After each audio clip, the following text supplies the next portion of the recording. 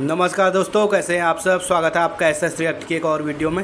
आज हम जो वीडियो लेकर आए हैं उसका टाइटल है the multiverse in Hindu cosmology. कृपया वीडियो को पूरा देखें, हमें सपोर्ट करें, वीडियो को लाइक करें, चैनल को सब्सक्राइब करें। चलिए देखते हैं video.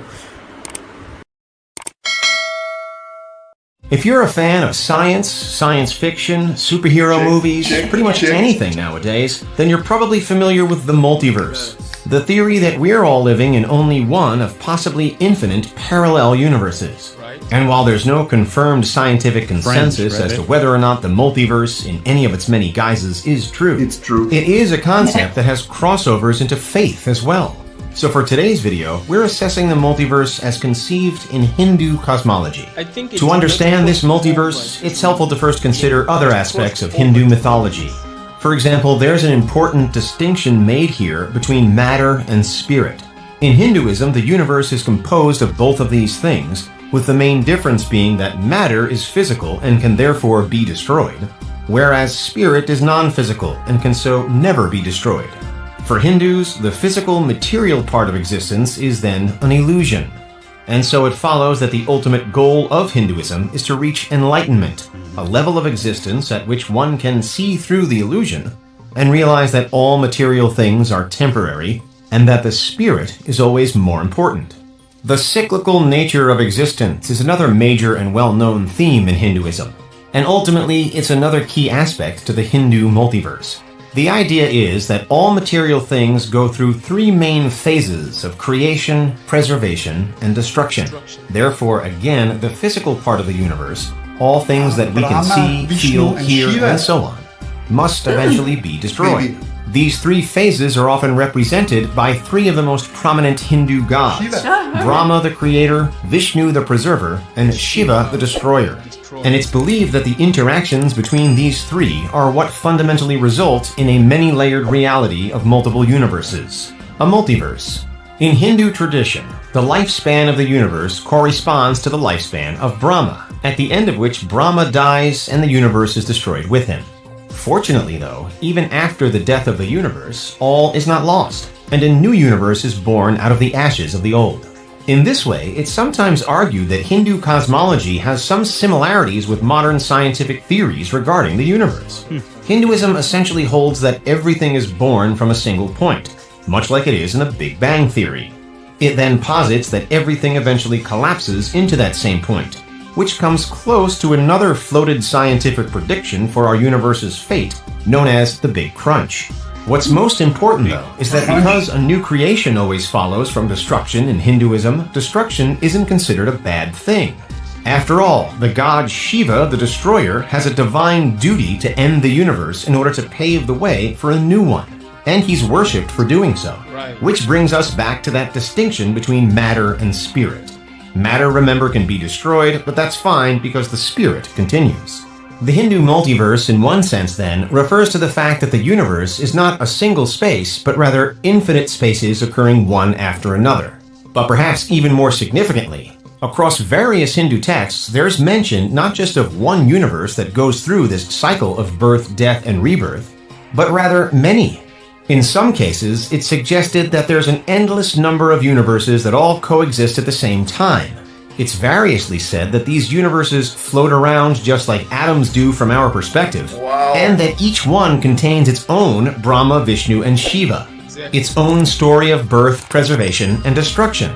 It's said that each universe consists of many unique layers too, including earth, water, fire, air, and sky, to add more detail.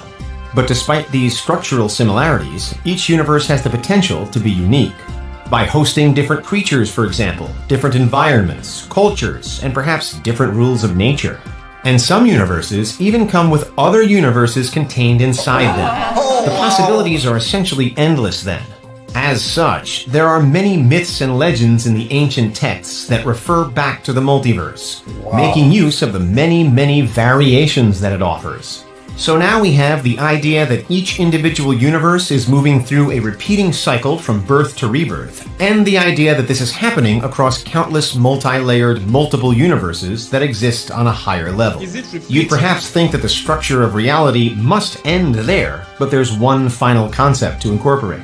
In the ancient texts, the Puranas, the mythology goes into detail about 14 further worlds, or lokas, that also contribute to the multiverse total. There is some debate as to whether lokas are intended to be taken literally as physical realms or if they're meant as symbolic representations of different levels of consciousness, but in either case, they play a major role. The lokas are located on different planes of existence, with 7 forming the heavens or upper worlds and 7 forming hell, or the underworlds. Those belonging to the upper worlds are known as the Vyaritis, and the highest of all of them is the Satyaloka, which is held to be the home of truth and is also where Brahma is said to live. The upper lokas then descend through various levels, all containing various supreme and good deities, until we get back to Earth, which is the first and lowest of the upper worlds. From here, though, we can descend further into the lower 7 lokas, which are called the Pataulas. At the lower stages, we encounter various demons and malevolent forces, until we finally arrived at the lowest and worst level, the Nagaloka. To move from top to bottom of the lokas, then, is a journey from wisdom and enlightenment to immorality and sin. And with Earth situated close to the center, it's easy to see that the lesson contained here is that we, mere human beings, can wind up rising or falling depending on the actions we take during our lives. So now we have a full and rich picture of the Hindu reality. Let's recap. First, there's the idea that the universe moves through a cycle of births and rebirths, producing new universes every time. This cycle is guided by the gods Brahma, Vishnu, and Shiva, and carries on indefinitely. Second, we have the idea that this cycle is happening across endless universes, not just this one, that exist on a higher plane of reality. These multiple universes are many-layered and are self-contained. Third, and finally, inside each of these many cyclical universes, there's a fundamental structure of lokas, split across 14 levels in total. Earth itself is in the middle, but there are many other realms above and below Earth, too, the highest of which promises peace, the lowest of which promises torment. For the most part, the myths and legends suggest that traveling across the multiverse is difficult, if not impossible, and many of those who do achieve it only do so with the help of at least one divine being. But to finish, we'll again highlight the distinction made at the top of this video between physical matter and the non-physical spirit. When considered against the backdrop of the multiverse, we encounter the possibility that the spirit can go to places that are otherwise impossible for our physical bodies to reach. We're imbued with consciousness, imagination, and emotions like love, fear, and hope. It's these that color or cloud our experience of life, and it's perhaps through these that we can gain a greater understanding. The multiverse in Hindu cosmology is perhaps then as much a spiritual concept as it is a physical one. There are elements of it that share similarities with emerging theories in physical science, yes, but to truly explore this particular version of the multiverse, you must prepare for a journey deep into your soul. Navigate that journey well, and enlightenment can be yours.